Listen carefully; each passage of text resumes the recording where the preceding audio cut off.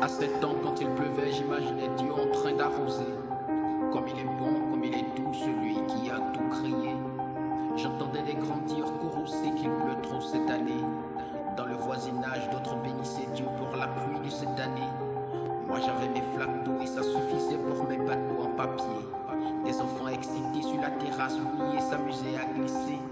Et j'aimais voir ces flaques éclater sous le fardeau de mes pieds.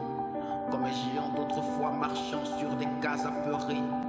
À 13 ans, quand il pleuvait, j'imaginais les éléments en train de fusionner.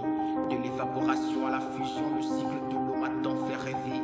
Comment Dieu a-t-il si bien tout calculé? Je voudrais tant la remercier, me faire exister quelque part dans la poussière de la voie lactée. À 20 ans, quand il pleuvait, j'imaginais Dieu en train de crier pour rajouter aux reproches de mes parents presque toujours fâchés. Quelle histoire qu'il en coûte à la chenille de se métamorphoser. Leurs larmes se mêlaient à la pluie quand ils se mettaient à prier. Quand il pleut, chacun fait ses vœux, chacun pleure ses nœuds.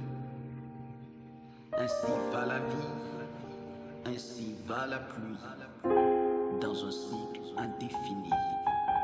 Chacun son idée, chacun sa pensée. Quand passent les années. À 50 ans, quand il pleuvait, j'imaginais les hommes en train de reboiser. Conscient d'avoir tout gâté, il fallait désormais essayer de réparer. En multipliant de partout dans le monde des forêts classées. Chacun s'en voulait du gaspillage et voulait se faire pardonner. Alors on se faisait la concurrence sur le nombre d'arbres à planter. Chacun se mobilisait pour que l'eau recommence à tomber. Diminuer les remords de l'entropie avant de mourir rassuré. Je les vois encore pensifs poser le front sur une vitre glacée. À 100 ans, quand il pleuvait, j'imaginais Dieu en train de pleurer.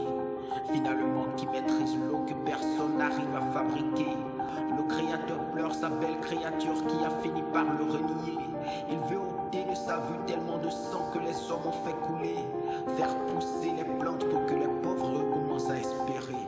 Il tient à se réconcilier le monde qui a tellement erré.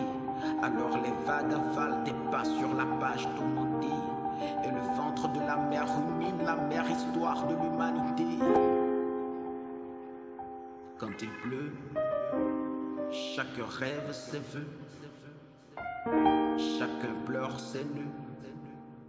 Ainsi va la vie, ainsi va la pluie, dans un cycle indéfini.